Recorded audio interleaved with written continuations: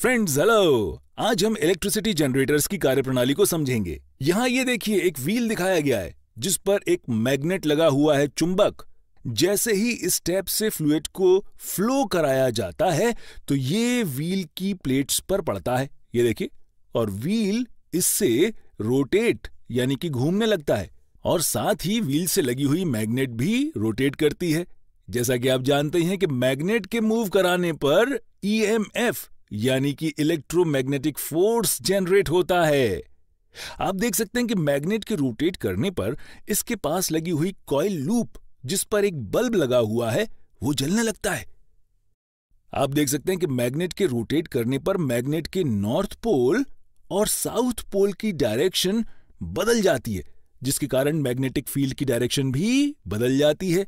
इस प्रोसेस को धीमा करके देखें तो आप देख सकते हैं कि बल्ब पर प्राप्त होने वाला वोल्टेज भी कम या ज्यादा होता रहता है।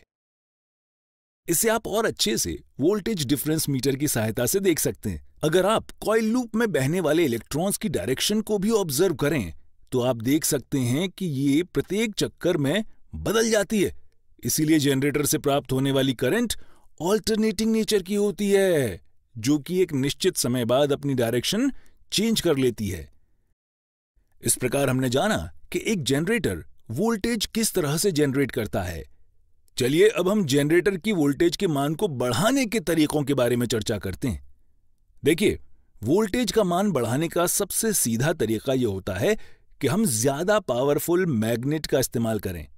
ऐसा करने से वोल्टेज के मान में वृद्धि की जा सकती है, लेकिन एक बड़ा मैग्नेट जनरेटर की कॉस्ट और उसके साइज में वृद्धि कर देता है। तो क्या वोल्टेज का मान बढ़ाने के और भी कोई इफेक्टिव तरीके हो सकते हैं? सोचिए।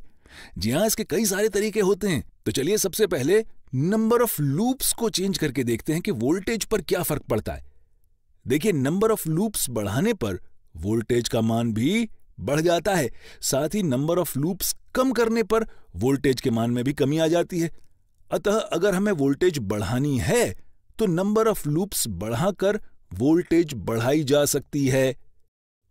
चलिए अब कोई दूसरा तरीका देखते हैं।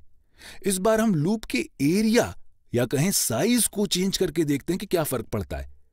देखिए, जैसे ही लूप का एरिया बढ़ाया गया है तो वोल्टेज का मान भी बढ़ने लग गया है, और लूप एरिया कम करने पर वोल्टेज के मान में कमी हो रही है। तो हम लूप एरिया बढ़ाकर भी वोल्टेज बढ़ा सकते हैं। और क्या तरीके हो सकते हैं? अगर हम व्हील की रोटेशन स्पीड या घूमने की गति बढ़ा दें तो क्या होगा? चलिए देखते हैं क्या फर्क पड़ता है। देखिए, व्हील की रोटेशन स्पीड बढ़ाने पर मैग्नेट की रोटेशन स्पीड भी बढ़ जाती है और इससे मैग्नेटिक फील्ड भी उतनी ही तेजी से चेंज होता है, जिसकी वजह से प्राप्त वोल्टेज का मान भी बढ़ जाता है। अतः वोल्टेज का मान बढ़ाने के लिए हम इस तरीके का चुनाव भी कर सकते हैं।